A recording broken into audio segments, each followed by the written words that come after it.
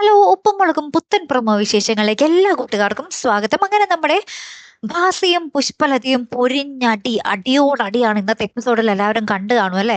പിന്നെ തുടർന്ന് ഇന്നത്തെ പ്രൊമോയിൽ നമുക്ക് കാണുവാൻ സാധിക്കുന്നുണ്ട് നമ്മുടെ പുഷ്പലത ഇനി ഞാനും ഭാസിയും തമ്മിൽ ഒരു ബന്ധവും ഉണ്ടാകൂല, ഞാനിവിടുത്തെ കാര്യങ്ങൾ കഴിഞ്ഞ് നേരെ സിംഗപ്പൂരിലേക്ക് പോകും എന്നൊക്കെ പറഞ്ഞ് കടുത്ത തീരുമാനങ്ങൾ എടുക്കുന്നുണ്ട്. അപ്പൊ കേശുവും ശിവാനിയും ലച്ചുവും കൂടെ കുറെ പറഞ്ഞവരെ പുഷ്പ എന്താ പറയാ പുഷ്പലതയുടെ മനസ്സൊക്കെ മാറ്റാൻ നോക്കുന്നുണ്ട്. പക്ഷെ പുഷ്പലത എടുത്ത അമ്പിനും വില്ലിനും അടുക്കുന്നില്ല. ഞാൻ ഇനി അയാളുടെ ഒപ്പം ഇല്ലാന്ന് കടുത്ത തീരുമാനത്തിൽ പറയുവാട്ടോ.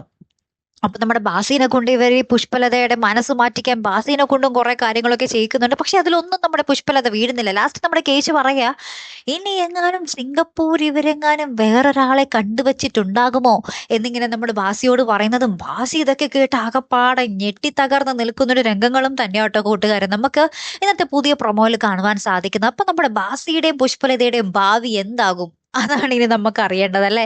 കാത്തിരുന്ന് തന്നെ കാണാം. അപ്പൊ അടുത്തൊരു വീഡിയോയുമായി വരുന്നത് വരയ്ക്കും here I M the Malayali signing off.